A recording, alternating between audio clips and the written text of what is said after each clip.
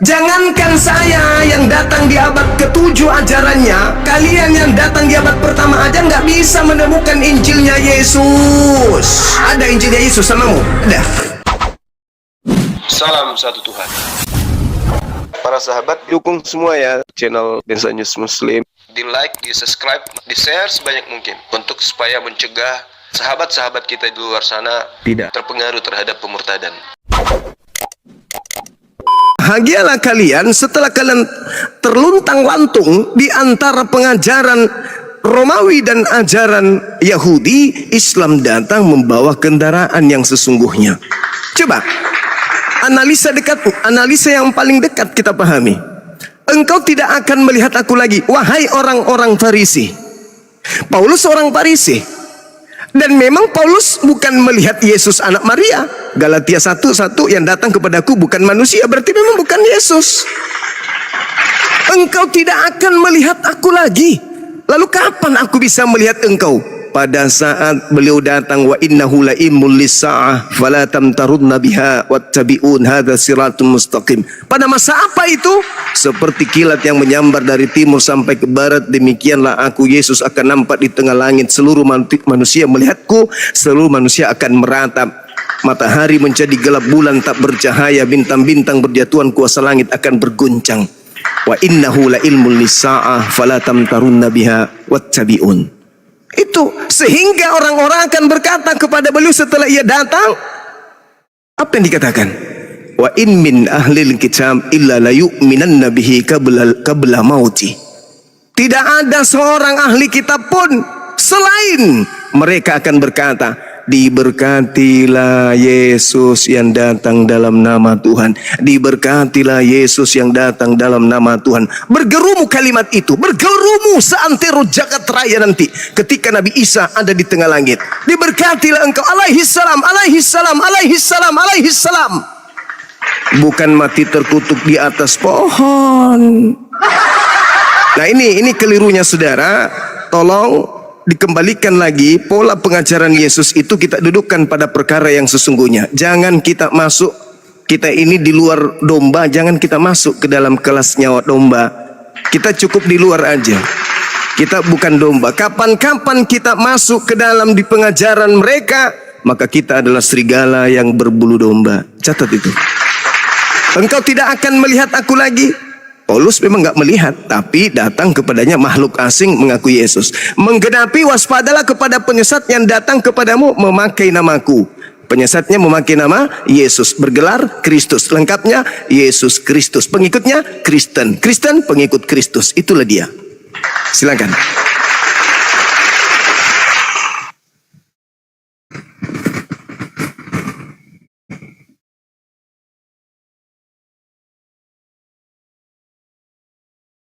Oh iya, lupa aku nyalakan. Silakan, Pak Gusman. Ya lupa aku nyalakan. Dari tadi aku ngomong, kupikir udah nyala. Oke. Kan Yesus kan sudah berjanji juga waktu dia mau terangkat ke sorga ya. Matius 28 ayat 20. Dan ajarlah mereka melakukan segala sesuatu yang telah kuperintahkan kepadamu. Dan ketahuilah aku menyertai kamu senantiasa sampai pada akhir zaman. Nah, cara penyertaannya itu yang melalui rohnya Yesus, roh Yesus itu sendiri. Jadi bukan berarti Yesus setelah selesai penebusan dia tinggalkan aja gerejanya seperti yatim piatu. Enggak. Dia sudah janji bahwa gerejanya itu tetap akan disertai dia. Makanya gereja tidak merasa yatim piatu. Makanya gereja tetap bertahan mulai dari abad pertama sampai hari ini, walaupun di tengah badai penganiayaan, entah penganiayaan kekuatan militer kekaisaran Roma, kemudian kekuatan politik dan agama di abad pertengahan, tapi berhasil dilalui. Kenapa? Karena penyertaannya Yesus itu. Yesus tidak pernah meninggalkan gerejanya. Makanya ketika Paulus menganiaya gereja, Yesus berkata kepada Paulus di ayat 4, Kisah Para Rasul 9 ayat 4, ia rebah ke tanah dan kedengaranlah olehnya suatu suara yang berkata kepadanya, Saulus, Saulus, mengapakah engkau menganiaya aku? Jadi ketika seseorang menganiaya gerejanya, dia menganiaya Yesus. Di ayat 5, Jawab Saulus, siapakah engkau Tuhan? Katanya, akulah Yesus yang kau aniaya itu. Jadi ketika kita menganiaya gereja, ketika kita menghujat gereja, artinya menghujat Yesus. Karena gereja itu adalah tubuhnya. Jadi dia nggak akan pernah meninggalkan gereja. Itu jawaban saya. Oke, baik. Jadi di dalam Matius 13 data 39 sampai seterusnya, sebelumnya Yesus berkata bahwasanya Yesaya menubuatkan banyaknya orang yang berbicara atau beribadah atau melakoni suatu teori praktek ibadah yang tidak berlandaskan pada apa yang diperintahkan oleh pencipta langit dan bumi, melainkan yang diajarkan oleh manusia. Itu dulu. Sehingga Yesus harus mengatakan apa? Percuma mereka beribadah kepadaku. Islam beribadah kepada Yesus? No. Hindu? No. Buddha? No. Ateis? No. Lalu siapa yang beribadah kepada Yesus? Kristen kan? Iya kan? Orang gila mana yang mau berani menolak itu? Orang gila modern berarti yang mau menolak. Percuma mereka beribadah kepadaku. Dengan kata lain, percuma Kristen beribadah kepadaku, sedangkan ajaran yang mereka ajarkan ialah perintah manusia. Ibadah minggu perintah siapa? Perintah manusia. Makan babi perintah siapa? Perintah manusia. Kolose 2 nomor 16. Ibadah minggu Kolose 2 nomor 16. Apalagi tidak bersunat Kolose 2 nomor 15, 16, Galatia 5 nomor 2 dan seterusnya. Perintah manusia. Natalan perintah manusia Kolose 2 nomor 16. Percuma mereka beribadah. Siapa yang beribadah di masjid menyembah Yesus? Gak ada. Hanya ada di gereja. Jelas kok itu, sederhana kok itu. Kalau Anda kemudian ingin mendudukkan perkara ini pada pola keselamatan yang hakiki, bukan keselamatan semu, hanya mimpi dan mimpi saja, tetapi tidak sesuai dengan realita yang ada di atas kitab. Percuma mereka beribadah. Siapa rupanya yang beribadah kepada Yesus? Ya Kristen toh. Apa kata Yesus? Sedangkan ajaran yang mereka ajarkan ialah perintah manusia. Itu jelas itu. Apa yang kalian lakukan sekarang ini yang berasal dari Elohim? Tak ada. Menyembah Yesus dari Elohim kah? Bukan. Ibadah minggu dari Elohim? Enggak juga. Natalan dari Elohim? Enggak. Nyembah Yesus pokoknya tak ada di Kristen itu berasal dari Elohim. Titik. Tapi rajin ibadah. Minggu ibadah, Senin ibadah, Sabtu, Selasa, Rabu, semua hari mereka ibadah. Katanya sih. Itu satu. Yang kedua kawan, yang kedua, ketika Anda mengatakan sudah 2000 tahun gereja, hei, bukankah iblis itu dicipta dengan umur panjang sampai hari kiamat? Dan bukankah Yesus menubuatkan menyesatkan banyak orang? Dan bukankah Yesus mengatakan pada hari terakhir nanti? Berarti sejak penyesatan Yesus palsu sampai hari terakhir, keturunan mereka berjenjang demi berjenjang berketurunan, mereka kemudian berlaksa-laksa sampai hari kiamat, memanggil Yesus Tuhan, bernubuat pakai nama Yesus, mengusir setan pakai nama Yesus, dan bernubuat mengobati orang dan seterusnya pakai nama Yesus. Wajib itu ada sampai sekarang. Kalau dikatakan banyak orang, banyak, tidak berhenti. Sampai sebanyak-banyaknya manusia. Itulah yang dikatakan oleh Al-Quran. Walaqad zara'na li jahannam katsira. Banyak. Minal jinni wan ins. Dari iblis dan juga dari manusia. Harus banyak. Kata Yesus banyak. Siapa mereka? Yang beribadah kepada Yesus. Tapi ibadah yang mereka lakukan perintah manusia. Mereka harus banyak. Kenapa harus banyak? Karena memang sudah dinubuatkan. Kenapa harus dinubuatkan? Karena Tuhan sudah membuat kemudian permusuhan antara Adam keturunannya dan iblis dan keturunannya. Selesai. Sederhana bukan? Kalau Anda melepaskan dogma untuk kemudian mendudukkan kebenaran hakiki di atas kitab. Silakan. Sebenarnya maksud Paulus mengatakan membatalkan hukum Taurat, ya, membatalkan hukum Taurat, membatalkan Sabat. Sabat yang mana? Hukum Taurat yang mana? Yesus mengatakan, Paulus ingin menerangkan ingin menerangkan apa yang tertulis dalam Matius 23 ayat 38 ya. Matius 23 ayat 38 mengatakan begini ya. Lihatlah rumahmu ini akan tinggalkan dan menjadi sunyi. Nah, mengapa Yesus mengatakan rumahmu padahal di Matius 21 ayat 13 dia mengatakan begini, dan berkata kepada mereka, ada tertulis rumahku akan disebut rumah doa, tetapi kamu menjadikannya sarang penyamun.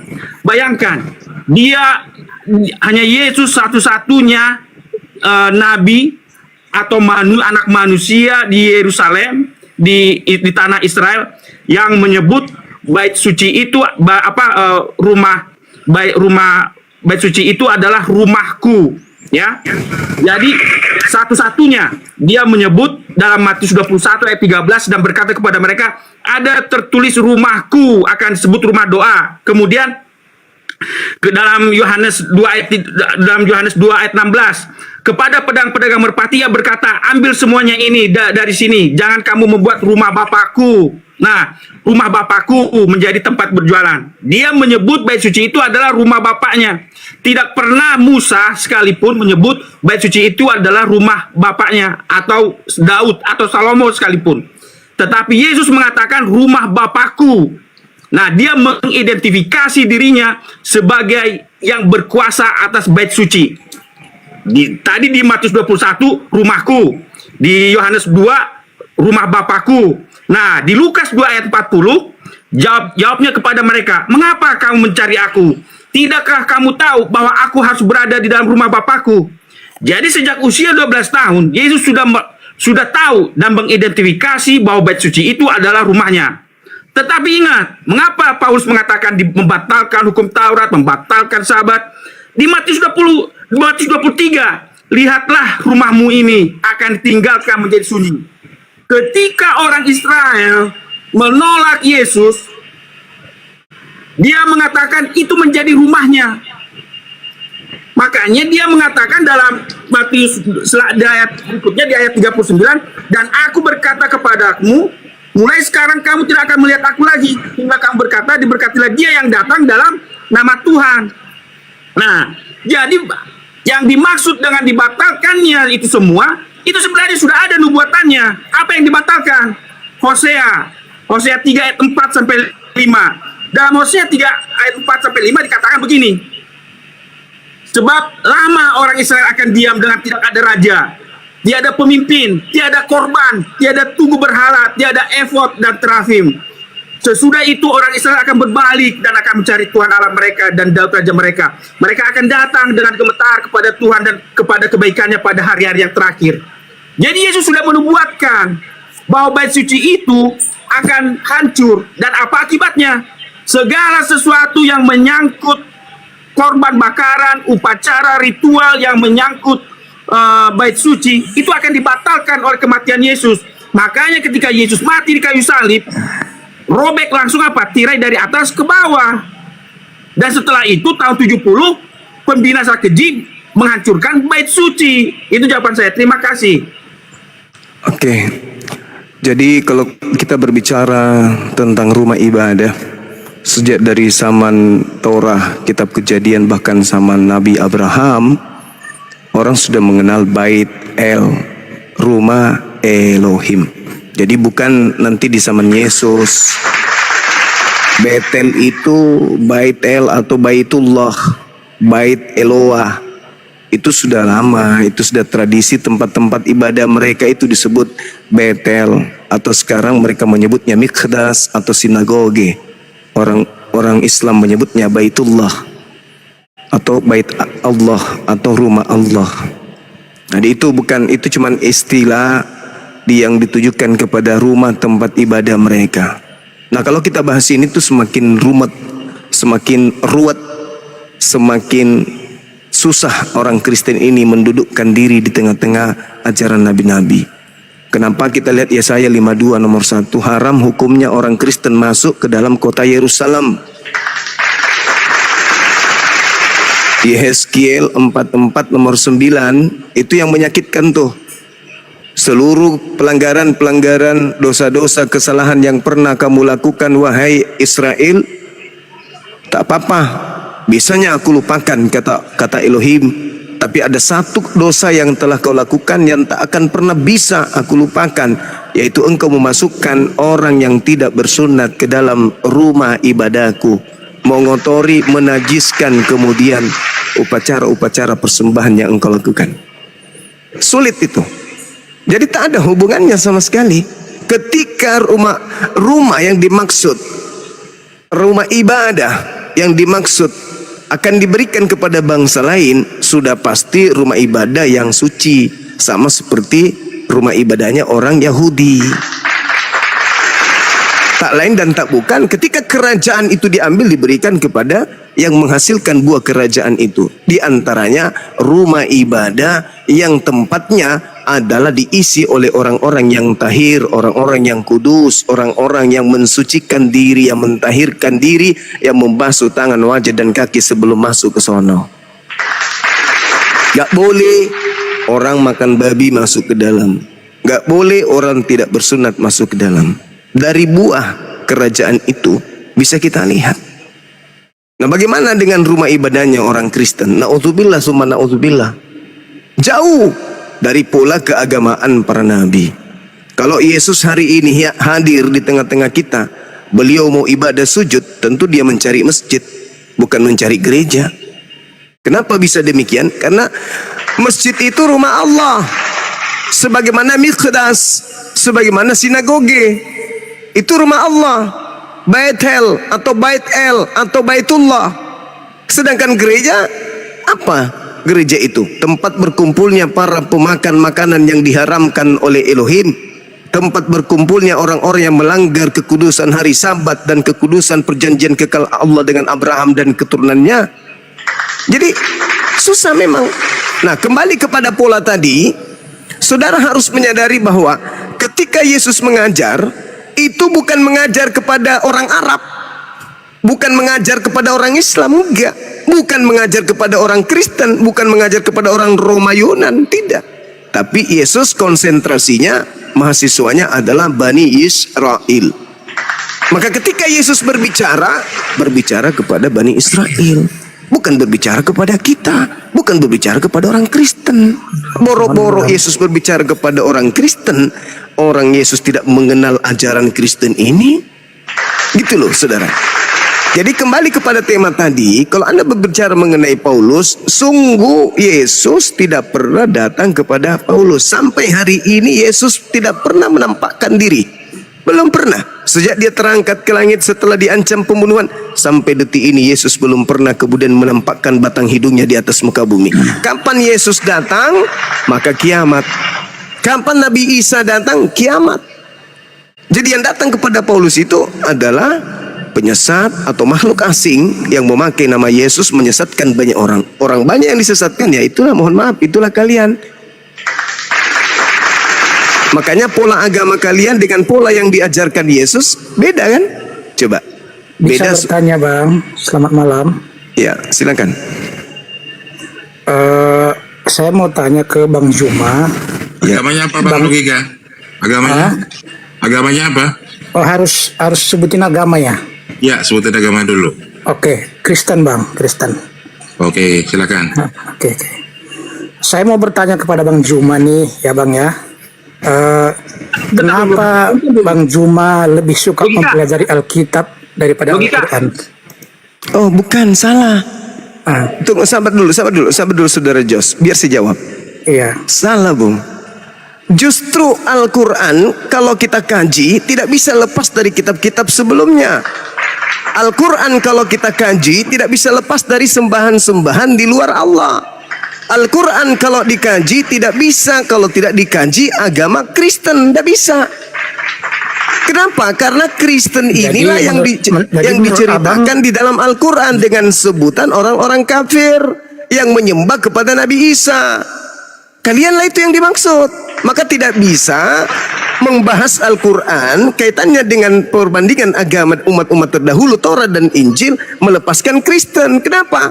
Karena pola pembangkangan terhadap Nabi Musa yang dihasilkan kepada keturunannya yang pembangkangan kepada Nabi Isa, itulah yang cikal bakal melahirkan agama Kristen. Begitu abangku. Kitab Anda diceritakan Al-Quran surah Coba dulu Al-Baqarah. abang jelaskan surat Al-Maidah Ya, ayat berapa? yang Ayat berapa? ayatnya Silakan. Ayat kedua yang 46 bang. 46. A'udzubillahi Terjemahannya minasyaitonir maksudnya dibacain. Ya, Terjemahannya. bismillahirrahmanirrahim. Kami meneruskan jejak mereka para nabi Israel dengan mengutus Isa, bukan Yesus kan? Yang membenarkan apa yang ada kitab sebelumnya, yaitu Taurat. Kami menurunkan Injil kepadanya yang di dalamnya terdapat petunjuk dan cahaya, yang membenarkan kitab suci yang sebelumnya, yaitu Taurat, dan menjadi petunjuk serta pengajaran bagi orang-orang yang bertakwa. Nah, saya jelaskan sekarang. Udah bang, Kenapa? terus saya tanya dulu bang, saya tanya dulu sebentar. Yes. Kan sudah abang baca, Iya. kan? Mm-mm. Sudah abang baca. Iya. Yes. Sudah jelaskan. Jadi seharusnya abang kalau percaya dengan Allahnya abang tidak Iya. akan lagi menggerogoti Injil dan Taurat bang. Gitu. Kenapa bisa? Kenapa bisa? Iyalah. Alasannya? Kalau abang percaya sama Allahnya bang, Iya. karena kan itu kan sudah dibilang. Oke, itu baik. kitab sempurna gitu loh. Baik. Logikanya gitu kan. Baik. Oke, dengerin dulu Oke, ya. ya. Di ayat itu tidak ada dikatakan kepada Torah dan juga Injil itu sempurna, di data itu enggak ada.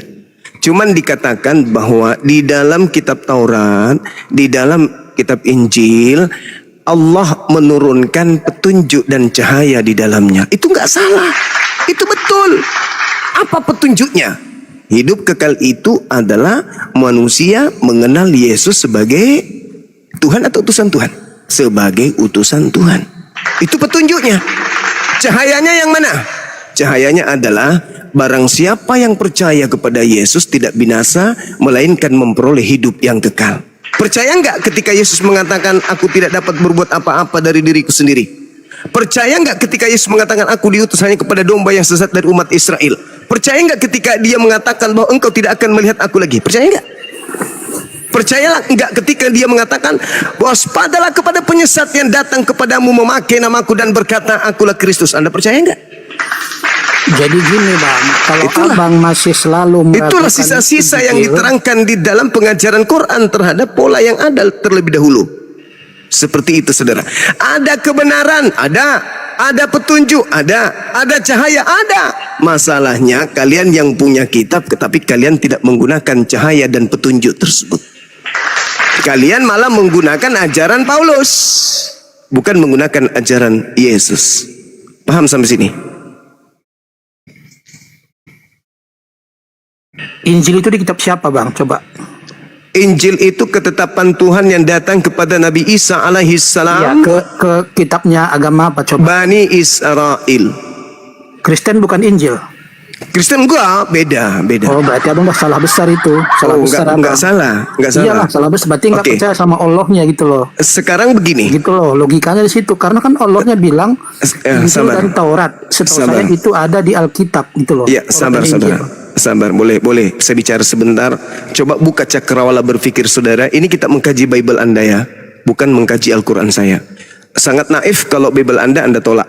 Di dalam Kisah Para Rasul 8 nomor 35, maka mulailah Filipus bercerita dari nas itu memberitakan Injil Yesus. Betul?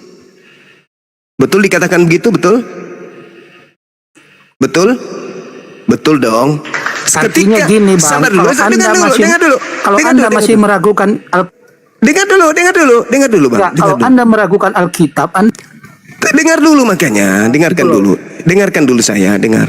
kalau Tenangkan. Anda melanggar Alkitab itu, Bahlul memang Anda itu Bahlul. Anda Bahlul. tidak percaya kepada Allah Bahlul. sendiri gitu loh. Dengarkan Itu maksud saya Bahlul. Dengarkan Bahlul. dulu. gitu. Kamu bisa waras kalau kau dengarkan saya. Dengarkan saya.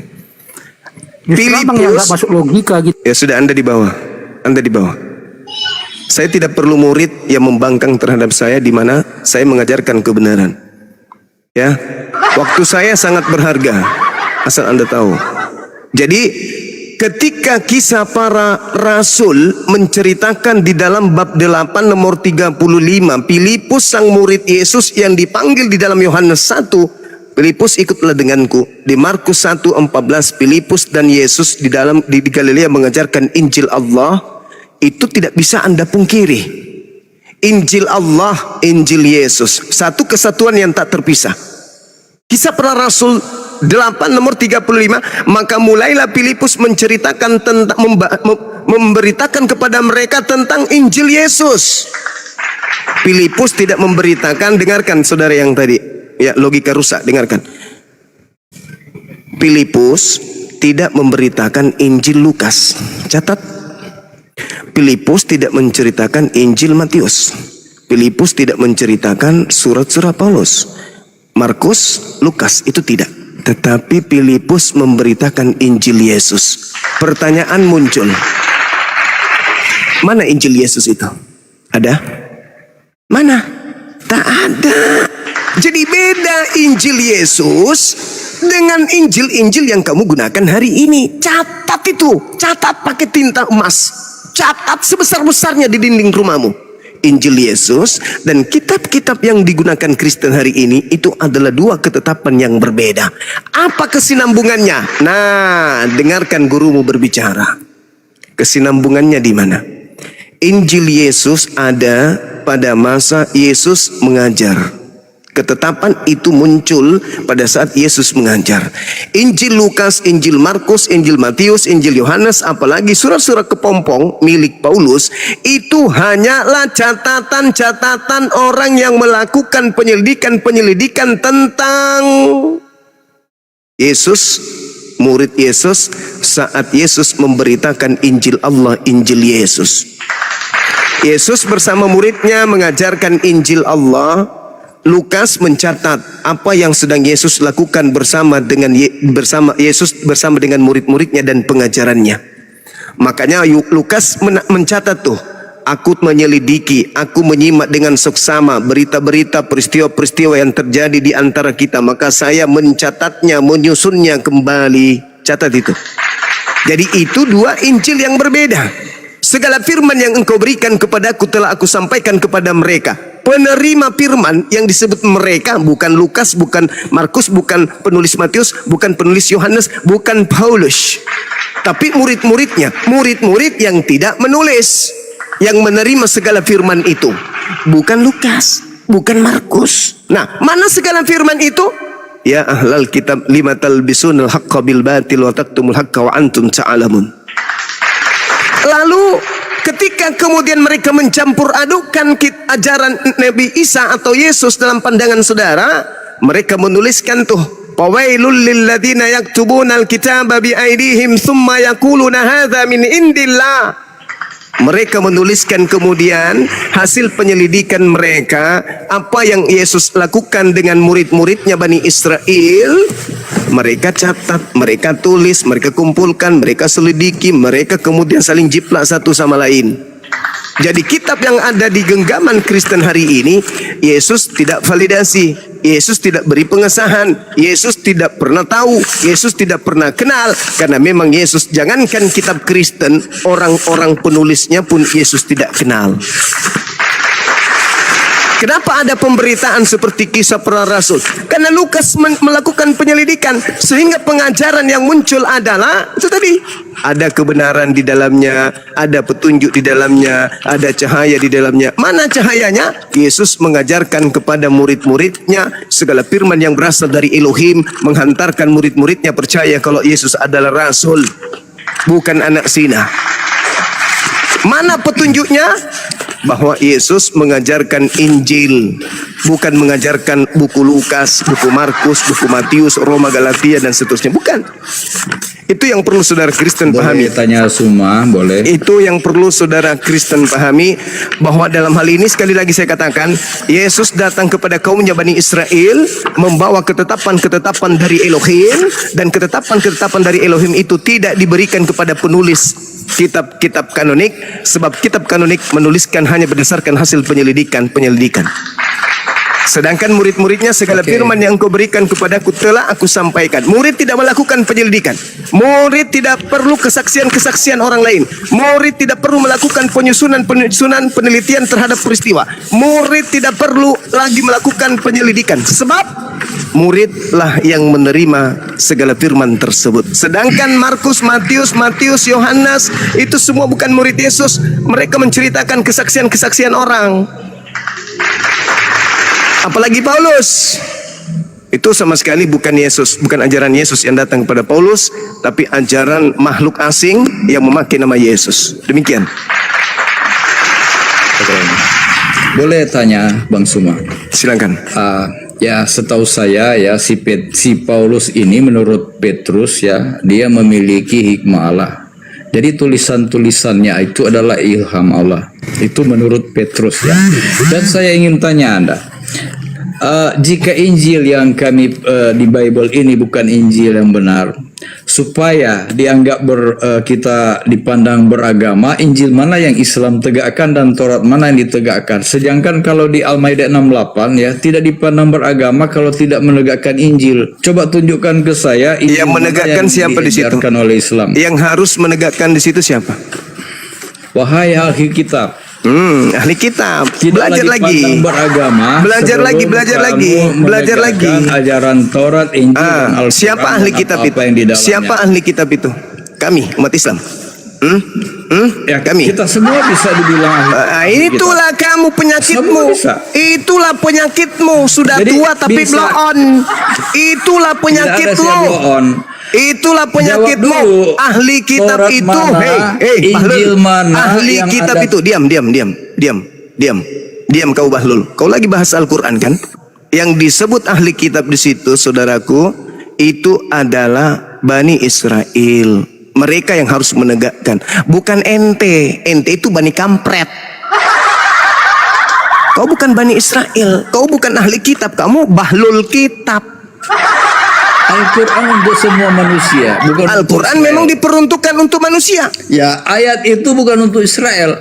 Sejak kapan Al-Quran diturunkan kepada Israel? Nenek Mukiper itu menjelaskan tentang ahli kitab. Kau baca itu. Ada matamu kan, sudah 4 biji matamu itu. Baca itu ahli kitab yang diseru. Alah. Kamu itu sudah bangkokan, udah. Injil mana yang Anda tegakkan? Kok saya yang menegakkan tuyul? Nah, Itu ajaran Bani sekarang Israel, ahli kitab. Kau bahas Alkitab, itu Injil kami tegakkan Injil itu, ya. Anda Itu urusanmu. ya. Itu urusanmu, bukan urusan saya. Kau mau tegakkan, kau mau apa, terserah kamu. Kau mau beraki juga, itu urusan, bukan urusan saya. Masalahnya yang Saya harus juga- kau pahami, saya bisa dengarkan, katakan Anda tidak- dengarkan saudara, dengarkan saya. Yang kau katakan Injil itu surat kabar. Yang kau katakan itu surat kabar. Itu bukan Injil. Injil itu yang datang kepada Nabi Isa. Yang kau genggam sekarang ini itu bukan Injil. Itu karangan Lukas. Mana Injil Isa yang Anda punya? Injil Isa itu kau tanya sama kaumnya, tuyul. Jangan kau tanya saya bukan kaumnya. Jangankan saya yang datang di abad ke-7 ajarannya, kalian yang datang di abad pertama aja nggak bisa menemukan Injilnya Yesus. Ada Injilnya Yesus samamu? Ada. Injil Yesus itu kan firman yang disampaikan kepada murid-muridnya. Mana Injil itu? Mana Injil itu? Mana Injil itu? Mana? Nenekmu kiper. Udah kau turun, biadab, kau turun. Kau dibawa, kau ke gereja. Kau isap pantatnya pendetamu santu. Bodoh, Bahlul, tuyul, tua, udah bau tanah, masih lagi mati, menipu.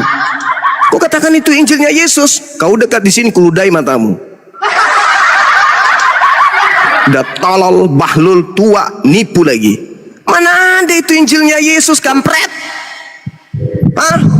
Kau itu kurang apa lagi? Kau dikasih Tuhan, otakmu sudah ada, kau masih seperti babi dalam berotak, dalam berpikir. Itu bukan ajaran daripada Yesus. Itu bukan Injil Yesus. Dasar pemakan kutu. Kau baca narasi yang dibangun di buku keduanya Lukas di dalam Kisah Para Rasul 8. Baca itu. Jangan kau cuman coli kerjamu.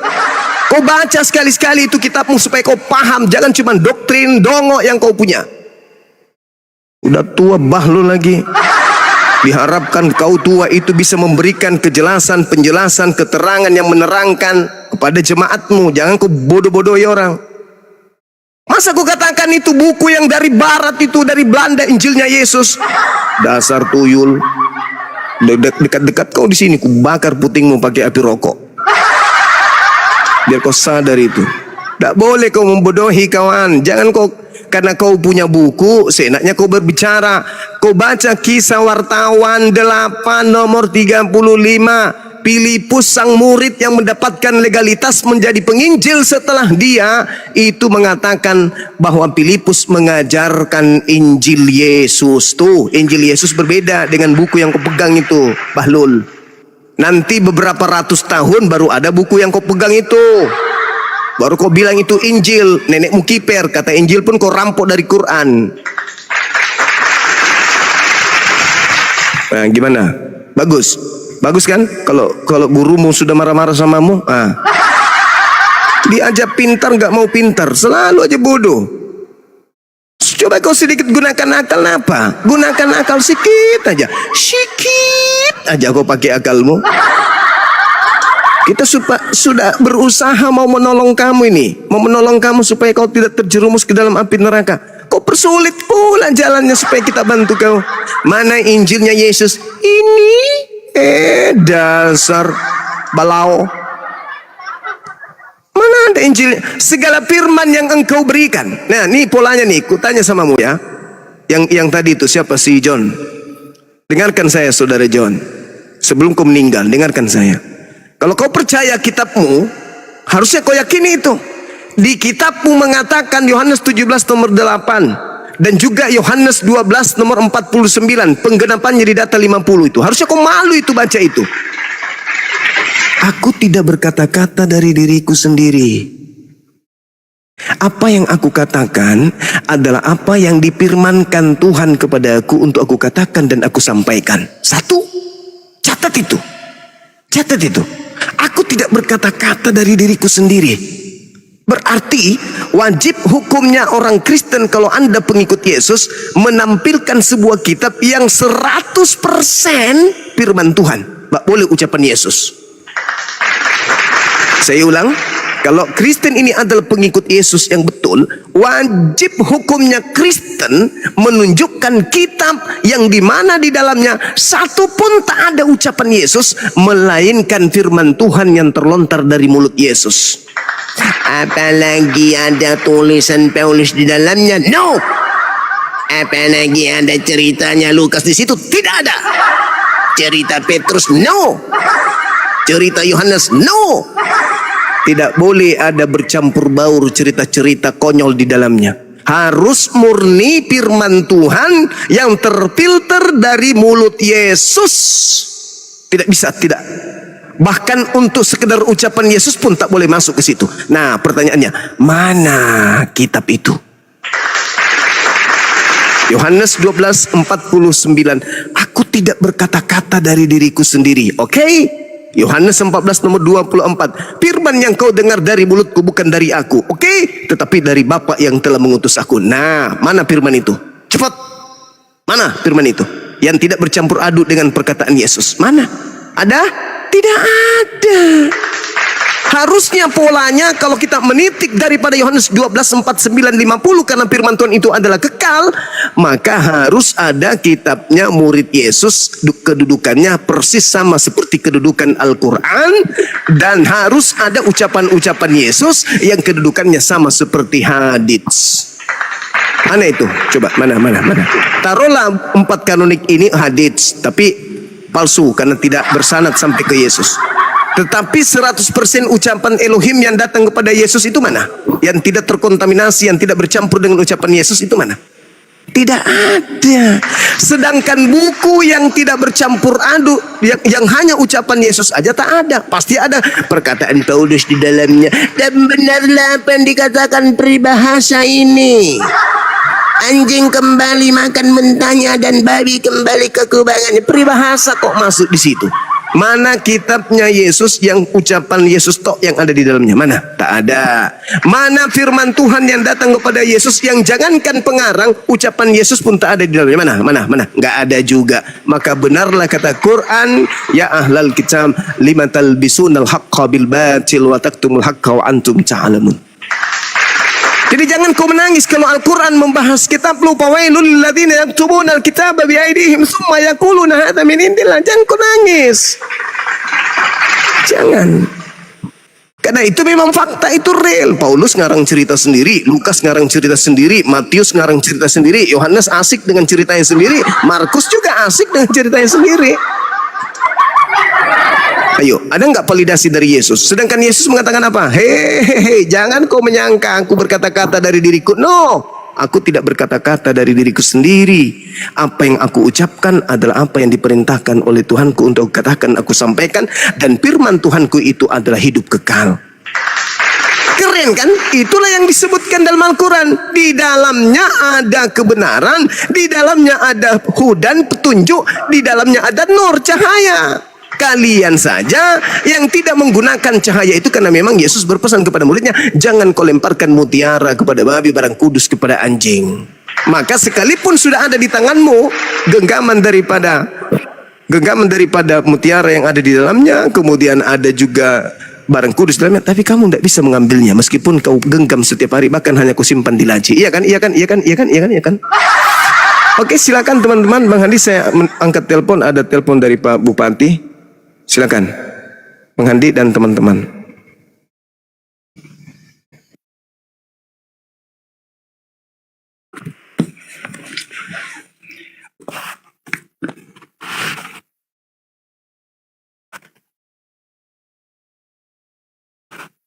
Silakan Kang Dito. Silakan Kang Dito dulu. Kang Dito.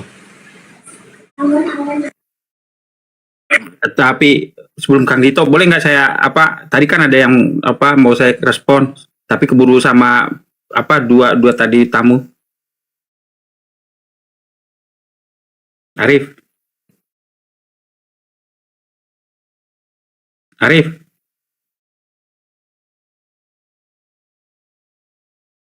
Ustadz Arif.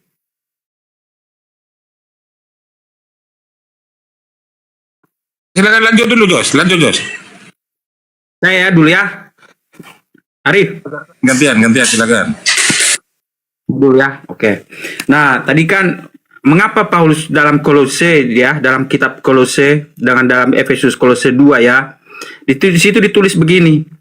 Dengan menghapuskan surat hutang yang oleh ketentuan hukum mendakwa dan mengancam kita, dan itu ditiadakannya dan memakukannya pada kayu salib. Kemudian di Efesus 2 dikatakan di ayat 15, sebab dengan matinya sebagai manusia ia telah membatalkan hukum Taurat dan segala perintah dan ketentuannya, untuk menciptakan keduanya menjadi satu manusia baru dalam dirinya, dan dengan itu mengadakan damai sejahtera.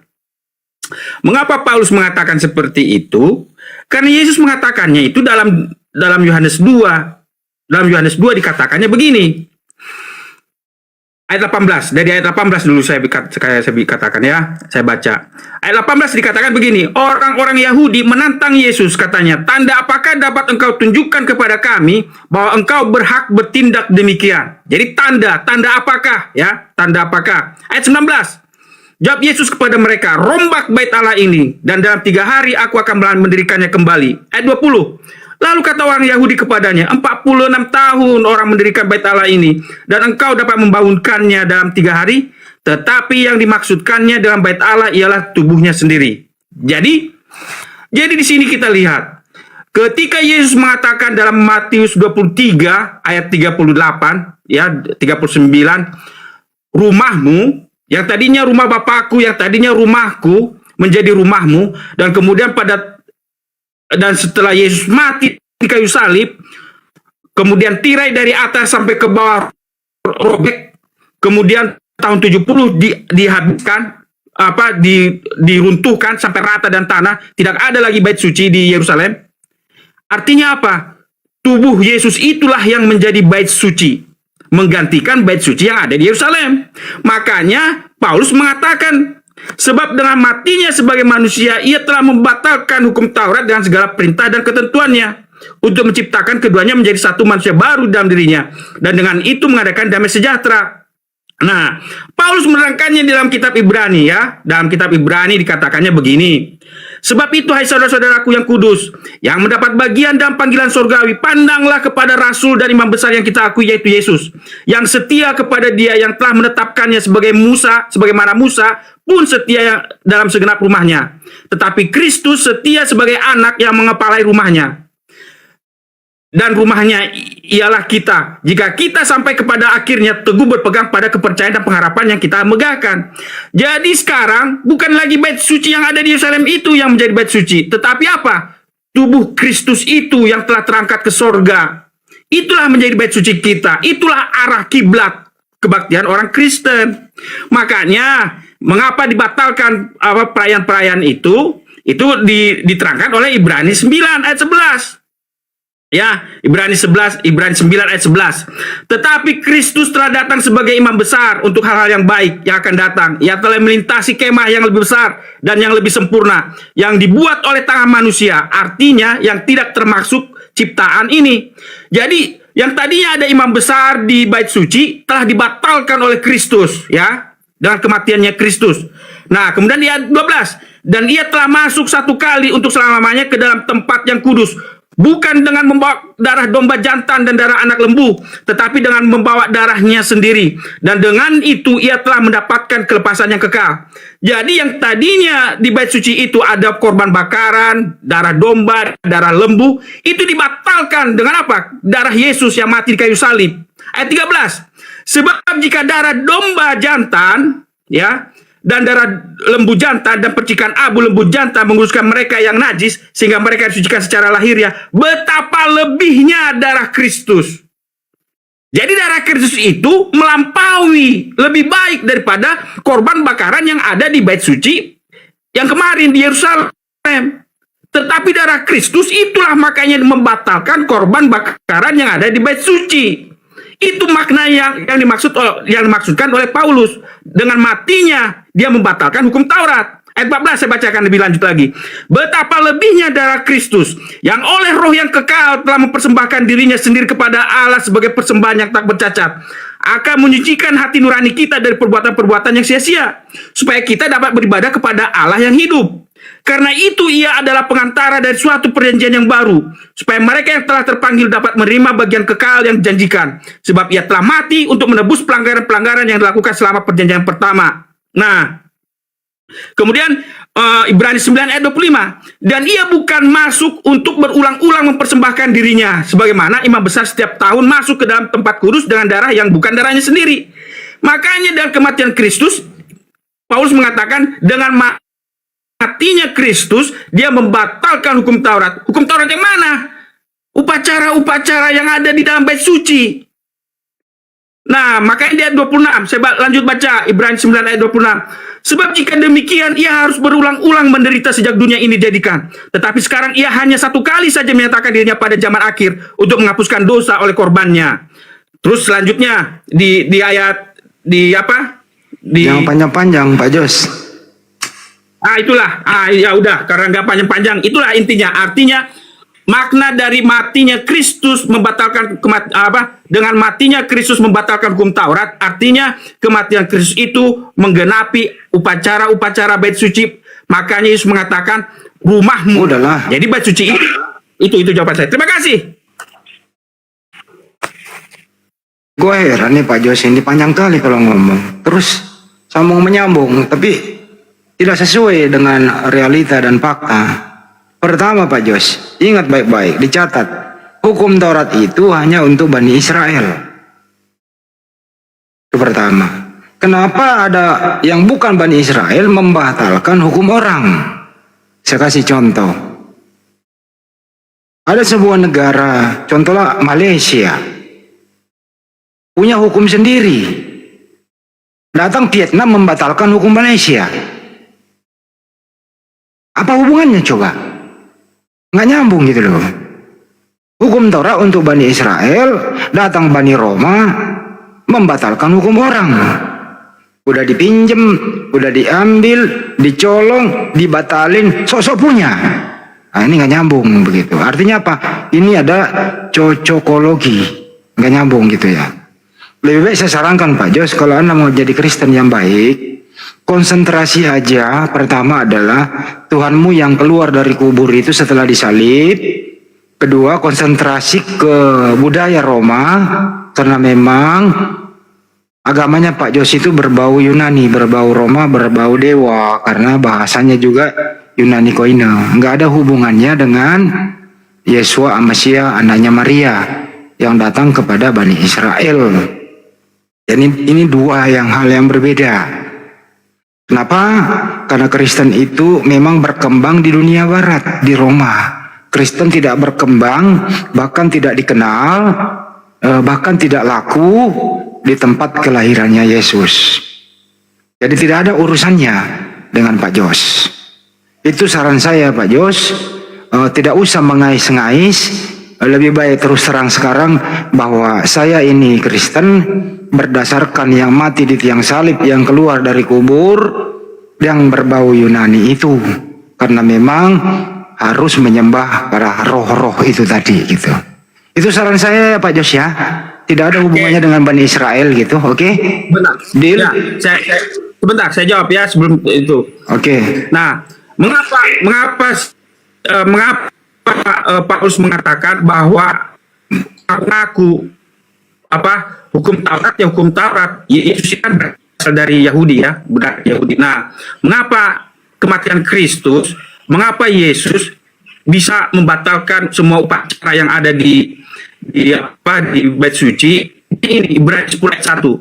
Di dalam hukum Taurat hanya terdapat bayangan dari keselamatan yang akan datang dan bukan hakikat dari keselamatan sendiri. Karena itu, dengan korban yang sama yang setiap tahun terus-menerus dipersembahkan, hukum Taurat tidak mungkin menyempurnakan mereka yang datang mendekat kepadanya. Jadi Alkitab sendiri Ibrani 10 ayat 1 dan sama seperti dikatakan bahwa dirinya itu adalah bayangan dari apa? Korban-korban, ritual-ritual yang ada di bait suci. Imam besar, Yesus imam besar yang lebih baik daripada imam besar keturunan Harun. Korban bakaran darah Yesus, korban yang lebih baik daripada korban yang ada, korban domba dan korban sembelihan yang ada di bait suci. Bait suci, tubuh Kristus, bait suci daripada bait suci yang ada di Yerusalem. Pak Jos, kok semakin nggak nyambung? Satu lagi, sebentar, satu lagi. Sebentar, nyambung nggak nyambung? Satu ayat saya, nyambung nggak nyambung. Kolose 2 ayat 16 Ya, sampai 17. Sebentar. Nyambung nggak nyambung? Sebentar, baca sebentar, ayat satu aja, satu ayat ini aja. Karena itu janganlah kamu biarkan orang menghukum kamu mengenai makanan dan minuman, atau mengenai hari raya, bulan baru, ataupun hari Sabat. Semuanya itu hanyalah bayangan dari apa yang harus datang, sedang wujudnya ialah Kristus. Jadi kematian Kristus membatalkan semua perayaan Sabat yang ada di bait suci. Terima kasih Hendy Selebes memberikan kesempatan kepada saya. Tuhan Yesus memberkati. Baik. Saya setuju kalau kematian Yesus di tiang salib itu yang beri Anda namanya Yesus terkutuk itu membatalkan hukum Taurat. Sepertinya redaksinya tidak tertarik dengan hukum Taurat. Karena memang Pak Jos ini Kristen kan bebas tuh, nggak ada hubungannya dengan Torah. Torah itu penggiat Torah sampai detik ini itu Tuhannya bukan Yesus. Jadi Yesus yang Anda anggap sebagai Tuhan itu ya bukan Yesus anaknya Maria, kan begitu. Kenapa waktu Yesus asli mengajarkan di Bani Israel itu sebagaimana di Matius 5:18 kan nggak boleh membatalkan atau meniadakan satu titik saja dari hukum Taurat itu. Kata Yesus asli nih untuk Bani Israel, karena Yesus ini penggiat Torah, taat terhadap hukum Tuhan. Itu ya. Tapi kalau yang Anda maksud batal hukum Taurat, mestinya dirubah aja redaksinya. Kami alergi dengan hukum Torah. Kami ini mau hidup bebas. Berkat daripada ada satu orang yang mati di tiang salib diberi nama Yesus yang berbau Yunani itu. Kemudian Anda membuat hukum sendiri yang banyak diprakarsai oleh tulisan Paulus. Efesus 2:15, babi boleh dimakan, semua halal dan seterusnya, tidak ada cara ibadah, mau ke gereja hari Minggu saja, tidak ada perintahnya dan seterusnya begitu. Saya rasa Pak Jos sebagai Kristen ini nggak ada perintah loh itu dalam kekristenan. Coba tunjukkan di dalam Kristen Pak Jos. Ada nggak perintah? Bikin balap settingan yuk, biar dapat koin. Diam dulu kau. Settingan, Woi. anjing. Waduh, siapa ini? Kotor ini mulutnya ini, Yos. Turunkanlah dia. Kenapa kotor mulutnya? Kenapa keluarkan kata-kata yang dia makan sendiri? Yang kau makan itu yang keluar dari mulutmu, bro. Karena semua boleh kau makan. Pak Jos, tidak ada larangan di agama Pak Jos itu. Coba tunjukkan. Di perjanjian baru itu larangannya apa? Enggak ada. Satu. Hukumnya mana? Misalnya contoh beribadah seperti apa? Di hari apa? Kemana? Dan seterusnya. Enggak ada itu. Enggak ada haram halal. Enggak ada perintah beribadah. Dan kepada Tuhan siapa gitu ya. Karena ini ajaran di luar sistem ajaran yang pernah diajarkan oleh Yesus anak Maria itu. Kesimpulannya adalah Yesus anak Maria itu taat terhadap hukum Taurat. Dia muslim, berserah diri kepada Tuhannya. Setiap mengalami kesulitan dia berdoa kepada Tuhannya. Termasuk terakhir waktu mau disalib, dia ke Bukit Getsemani berdoa semalaman, berdoa kepada Tuhannya. Apa isi doanya? Andaikan cawan ini berlalu dariku ya Bapak, bukan kehendakku tapi kehendakmu. Dia pasrahkan seluruh hidupnya kepada Tuhan yang mengutus dia. Apa yang terjadi? Karena dia orang soleh, doanya didengarkan, diselamatkan dari maut. Kesimpulannya Pak Jos, silakan beragama Kristen, tapi hindarilah menjadi Yahudi rohani. Enggak ada hubungannya. Anda berkembang di dunia barat, Yesus pengajarannya di Bani Israel. Jadi dua hal yang berbeda. Antara Yesus anak Maria dengan Yesus yang mati terkutuk, yang keluar dari kubur. Gitu Pak Jos. Ya, karena kamu sudah closing statement, saya closing ya. Nah, jadi Paulus sendiri sudah katakan bahwa perayaan-perayaan itu sudah dibatalkan oleh Yesus. Nah, cuman kan ada sahabat yang tidak dibatalkan. Di mana itu tertulis? Ibrani juga. Jadi Ibrani menjelaskan mana yang dihapuskan, mana yang tidak dihapuskan. Dalam Ibrani 4 ya. Ibrani 4 dikatakannya begini ya. Ibrani 4 ayat 7. Sebab itu ia menetapkan pula suatu hari, yaitu hari ini, ketika ia setelah sekian lama berfirman dan perantaraan Daud, seperti dikatakan di atas. Pada hari ini, jika kamu mendengarkan suaranya, janganlah engkau keraskan hati. Sebab andai kata Yosua telah membawa mereka masuk ke tempat perhentian, pasti Allah tidak akan mau berkata-kata tentang suatu hari lain. Jadi masih tersedia suatu hari perhentian, hari ke-7 bagi umat Allah. Sebab barang siapa telah masuk ke tempat perhentiannya, ia sendiri telah berhenti dari segala pekerjaannya, sama seperti Allah berhenti dari pekerjaannya. Itu satu. Nah, yang membedakan mana yang dibatalkan dengan yang tidak dibatalkan, tadi saya sudah jelaskan bahwa korban bakaran, ritual hari raya, itu nah, jadi tidak dibatalkan. Ibrani 10 juga menerangkannya. Ya, Ibrani 10 ayat 15 ya. Ibrani 10 ayat 15 mengatakannya begini. Ini terakhir pun, sabar sedikit ya. Dan tentang hal itu Roh Kudus juga memberi kesaksian kepada kita. Sebab setelah ia berfirman, inilah perjanjian yang akan kuadakan dengan mereka sesudah waktu itu. Ia berfirman pula, aku akan menaruh hukumku di dalam hati mereka dan menuliskannya dalam akal budi mereka. Dan aku tidak lagi mengingat dosa-dosa dan kesalahan mereka. Jadi Paulus mengatakan perayaan-perayaan Sabat, ritual-ritual Sabat, iman besar itu dibatalkan. Tetapi hari Sabat ke-7 tidak dibatalkan. Kemudian 10 hukum Taurat yang ada di 10 ayat 15 itu bukan lagi di loh batu, tetapi ditulis oleh Yesus di dalam hati dan pikiran kita, seperti yang dibilang tadi. Aku akan menaruh hukumku di dalam hati mereka dan menuliskannya dalam akal budi mereka. Jadi beda, ada yang dihapuskan, ada yang tidak dihapuskan. Itu. Terima kasih Kang Dito. Oke. Terserah Pak Jos. Ada yang dihapus, ada yang enggak. Hukum Tuhan itu enggak boleh dihapus. Ya, hukum Tuhan kepada Bani Israel enggak boleh dihapus. Torah itu untuk Bani Israel, tidak untuk seluruh umat manusia. Tertulis di Yeremia 31 di sana. Hukum Torah itu perjanjian baru bagi Bani Yakob. Untuk Bani Israel. Bukan untuk orang Indonesia, bukan untuk orang Roma. Untuk hukum Torah itu. Makanya sampai detik ini pemelihara Torah itu Yudaism. Kenapa Kristen datang batalin sebagian, dipakai sebagian buat apa? Nggak apa sambungannya gitu, nggak ada. Yang kedua, cara Yesus hidup berbeda dengan cara hidupnya Pak Jos. Yesus itu cara hidupnya itu tadi kan udah saya jelaskan, dia orang soleh, taat terhadap perintah Tuhannya, apa yang dia dengar itu yang dia sampaikan. Dia menerima firman, menyampaikan firman kepada Bani Israel, bukan kepada seluruh dunia. Aku hanya diutus kepada domba yang hilang dari Bani Israel.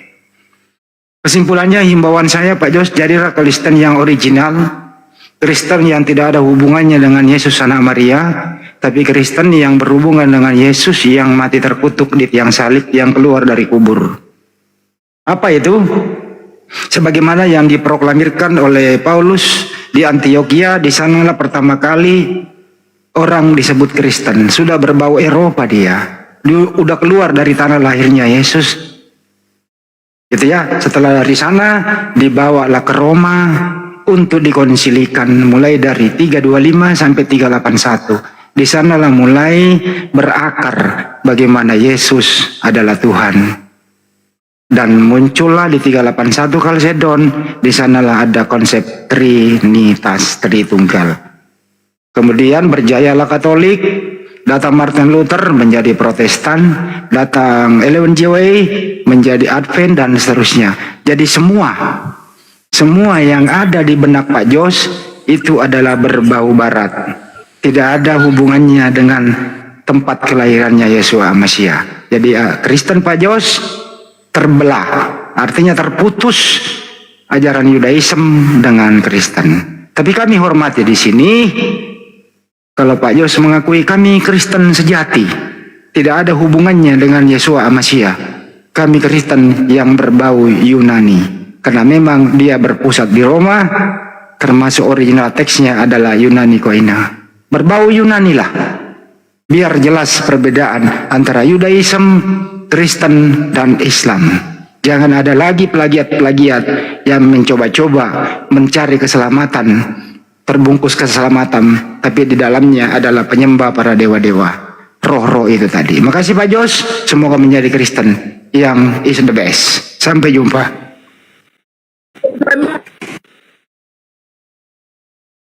Ya, Masya Allah, banyak sekali ilmu yang dicurahkan pada malam hari ini di komalnya Pak Haji Ferry. Masya Allah, mudah-mudahan menjadi berkah rahmat buat kita semuanya yang menyimak, baik yang Kristen maupun yang Muslim. Yang Kristen jangan dibawa perasaan, tapi direnungkan. Mudah-mudahan kita juga mendoakan Anda semuanya dapat hidayah dari Allah. Amin. Sehingga kita bisa nanti di janahnya Allah. Amin ya Rabbal Alamin. Dan jangan lupa kita kasih kesempatan buat yang di-spill dulu, kan itu di-spill dulu gimana perkembangan adik kita Didi yang baru mualaf, katanya mau disunat. Gimana? Ya, tadi sore Bang Handi dan teman-teman semuanya di Jackson yang kemarin bersahadat di tempatnya Bang Zuma di Gurunda. Tadi sore ada info ke saya, Bang Pak Dito tolong ada nggak tempat sunat terdekat di area kita? Saya bilang ada di Denpasar. Nah, saya tanya lagi, emang sudah ada dananya, Dek? Oh, belum sih, Pak. Nah, ini buat kita para mujahid, ya, para donatur, bapak-bapak semuanya atau ibu-ibu yang menginginkan amal untuk bersedekah. Biayanya lumayan ya, hampir 1 juta untuk sunat laser 1 hari selesai. Nah, silakan bagi yang mau berpartisipasi, berdonasi, bisa langsung ke BNI, rekening Yayasan Apologet Islam Indonesia di nomor 7-nya 5 kali 51770 atas nama Apologet Islam Indonesia. Jangan lupa setelah transfer dikasih keterangannya untuk mu'alaf Didi Jackson sunat. Mudah-mudahan menjadi makfirah buat yang bersangkutan dan buat antum yang mau berbagi. Insya Allah Allah akan memberikan berkali lipat baik di dunia maupun di akhirat. Amin ya Rabbal Alamin. Itu saja. Amin. Karena memang di ini kan Kandito yang urus di Bali, karena satu daerah kemarin juga udah ke pesantren, ya tinggal sunat dulu biar betah di pesantren gitu ya. Ya teman-teman yang ingin berpartisipasi silakan ke rekening Yayasan Apologet Islam Indonesia 75 kali 51770. Nanti kita spill lagi ya di Komal Banjuma, antum saya naikkan nanti di sana ya. Gitu kira-kira. Oke, dilanjutkan kembali. Saya bergeser dulu kalau begitu. Saya bantuin Banjuma. Pak Jos, makasih, tetap menjadi Kristen yang original. Jangan lagi ngais-ngais ke Yudaism. Makasih. Siap. Ya, pasti. Saya penganut Yesus Kristus yang mati tersalib. Demen nih. Ya. Jujur dia, gue demen itu. Iya. Tapi tentang hal ilmu memang tidak ada batasan ya Pak Jospen ya. Dalam diskusi ini kelihatan Anda yang paling antusias. Pertama kali Anda di Komal TikTok itu berhadapan dengan saya. Waktu itu saya live, Anda ikut naik dan kita berbicara panjang lebar 2 jam kurang lebih. Dan saat ini kita sering berdiskusi di Komal Diskusi Lintas Agama. Beberapa poin mungkin yang saya pernah saksikan dari lisan Pak Jospen sendiri, banyak hikmat. Pada waktu kita berdiskusi, banyak poin-poin baru, menggali, bukan mengkritisi, tetapi kritis terhadap Bible, kitab yang diyakini, kan gitu ya. Jadi buat teman-teman Kristen juga sama, ingat kita hanya berdialektika, berargumentasi, pemahaman ilmu yang kita miliki bukan personal. Kalau ada sahabat-sahabat Muslim, apologet Muslim, atau perwakilan dari Islam yang berdiskusi dengan Anda, ada narasi yang kurang berkenan, mungkin kita juga akan tegur, kita juga akan sampaikan. Mungkin keterlaluan, ini mohon dimaafkan, karena di ranah dialektika inilah tempat kita beradu ilmu, beradu argumentasi. Dan pengembangan pastinya kita dapat poin dari perspektif orang di luar agama kita gitu ya. Oke, silakan Pak Jospen. Saya juga terima kasih ke Kandito. Apa? Apa dulu Kandito ini tamunya Kandito. Bentar, saya mau jawab.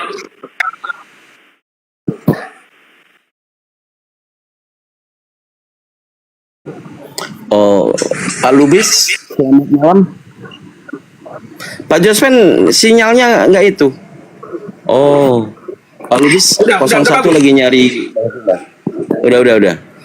Izin dulu sebentar. Barusan Pak Lubis turun, naik aja. Kalau Anda dari kekristenan, boleh nanti Bang Zuma, Gurunda akan live, mungkin masuk di sana Pak. Kalau mau lanjut dengan Gurunda. Kalau mau berpartisipasi diskusi dengan kami di sini, boleh silakan naik. Kita diskusi santai juga, mungkin warnanya sama. Kita berargumentasi tentang pemahaman kekristenan maupun Muslim maupun keislaman. Silakan. Saya juga bilang terima kasih ke Kang Dito. Kenapa? Karena banyak pertanyaan selama ini, kalau misalnya ya nggak ada pertanyaan kalian, tetap gitu aja. Saya nggak akan ngerti. Nah, sama Kang Dito doang, sama gurunya enggak? Iya, Kang Dito, Hedi Selebes, si Baal, mana si Baal? Si Baal, si Arif. Jadi karena pertanyaan-pertanyaan kalian itu begitu menghujam, begitu Putus-putus Jos. Jadi saya pun jadi putus. Udah jelas. Udah. Coba. Nah, jadi saya juga terima kasih ke Kang Dito, Hendy Selebes, Arif, Baal. Karena kalian punya pertanyaannya itu begitu menghujam, menusuk, dan begitu menikam ke jantung kekristenan. Jadi karena itulah saya juga belajar. Karena bagaimanapun saya harus bisa jawab. Dan untung aja terima kasih kepada Tuhan ya. Saya punya referensi yang selalu saya baca. Kalau bagi kami disebut roh nubuat ya. Jadi dia selalu menerangkan itu. Jadi dari situlah saya referensi itu. Jadi setiap pertanyaan kalian itu saya selalu cari referensi berdasarkan roh nubuat yang saya baca. Nah, jadi saya baca berdasarkan Alkitab ke Alkitab. Saya kalau saya tonton masuk komal-komal, kadang-kadang kan orang berdebat menurut pendapat saya, datang Kang Dito, datang Arif, datang Baal, menurut pendapat saya. Jadi kan masing-masing gitu. Jadi nggak masuk. Bagi saya itu nggak penting. Bagi saya yang penting ayat menerangkan ayat seperti yang dituliskan oleh nubuat yang saya percayai. Terima kasih. Banyak Begini, Pak Jos, kami itu bertanya, sebenarnya bukan nggak tahu jawaban, tapi kami hanya mau ngetes sampai di mana Anda menguasai data yang kami bawakan. Karena kami ini bertanya ingin selaras dengan apa yang pernah Yesua Masya anak Maria ajarkan di muka bumi ini. Ya, kami ingin Anda bawa ke sana. Tapi cenderung Anda ini berusaha bagaimana mengakali ajaran Yesua Masya itu Anda tabrakkan dengan ajaran Roma. Ini nggak sinkron, Pak Jos. Tapi kalau Anda ingin mengikuti sebenarnya ajaran Yesua Masya, itu Anda harus jadi Yudaism, tapi nggak cocok. Ya pelariannya hanya ke Islam. Karena Islamlah yang menghormati semua ajaran para nabi itu. Mengimani semua, memuliakan semua para nabi itu gitu loh. Jadi Pak Jos ya pilihannya hanya satu, ke Islam. Tapi kalau Anda ingin berbau barat, Kristen pengikut yang mati di tiang salib, ya selamat tinggal gitu loh. Nggak ada daya lagi upaya kami untuk memaksa untuk itu, hanya diskusi. Sekali lagi bahwa kami diskusi itu tidak asal bertanya, tapi kita udah tahu jawabannya. Pengen ngetes doang sih Pak Jos, sampai di mana kemampuannya dalam mengolah sebuah data. Itu sih Pak Jos. Semoga bersahabatlah dengan data. Gitu ya. Sekali lagi data harus bersahabat. Jangan dilawan tuh data. Makasih Pak Jos. Saya kan selalu pakai data, selalu ayat Alkitab. Terima kasih. Iya. Ya kalau dikatakan Pak Jospen memang Bani Yahudi, nggak juga, orang hidungnya pesek. Bercanda Pak Jospen. Tapi itulah ya. Betul ya. Betul. Nah, ya mungkin juga ada orang Yahudi Bani apa nggak tahu baninya, binnya bin apa gitu kan. Nah, tapi mengkulik sesuatu narasi kebanyakan saudara-saudara Kristen, ajaran dari gereja untuk mengkaitkan kepada keselamatan yang datang daripada bangsa Yahudi, sehingga terdogma menjadi Yahudi rohani. Pengajaran Paulus Roma pasal 2 nomor 28, yang disebut Yahudi adalah Yahudi rohani, bukan Yahudi asli. Yang disebut Yahudi bukanlah yang lahiriah, karena dia memberitakan di Roma. Kalau dia memberitakan di Bethlehem atau di Yerusalem, pasti dia dilempari sendal sama orang-orang sana kan gitu. Masa sudah tahu orang Yahudi asli dibilang Yahudi itu bukan lahiriah. Nah, itu pertimbangannya. Maka kalau orang-orang Kristen mengikuti ajaran yang sampaikan Paulus menjadi Yahudi rohani, jawabannya dijawab oleh Yesus, Wahyu 3 nomor 9. Yang menyebut dirinya Yahudi padahal bukan adalah jemaat setan. Ini bukan perkataan Kang Dito. Di dalil itu Wahyu 3 nomor 9. Mohon maaf ya saudara-saudara Kristen, ini di kitab kalian sendiri.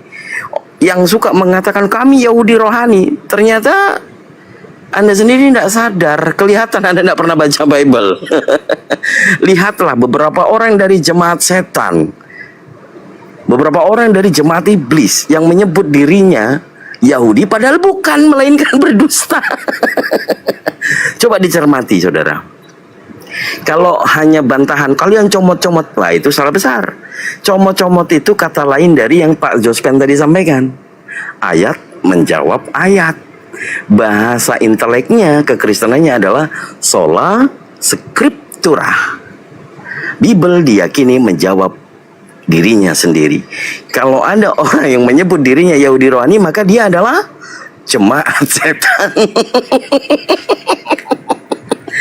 Itu dalil teman-teman. Bahkan Gurunda Bang Zuma, ada pendeta dia bilang kami Yahudi rohani, langsung disikat sama Gurunda. Udah jemaat setan.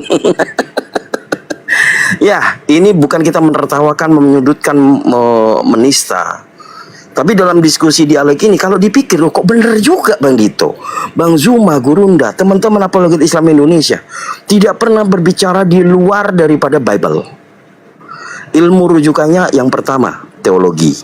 Yang kedua, kristologi. Yang ketiga, kritik teksnya. Yang menghancurkan ini yang kritik teks ini. Yang keempat, linguistik. Yang kelima, keotentikan yang mengarah kepada manuskrip. Kebenaran atau keotentikan sebuah kitab suci, apakah memang yang datang dari langit, dari Tuhan yang Maha Kuasa, atau melewati pemukutan suara dari sebuah forum, ini wahyu, ini bukan. Nah, aduh habis sudah kalau Bang Dito ngomong begini nih.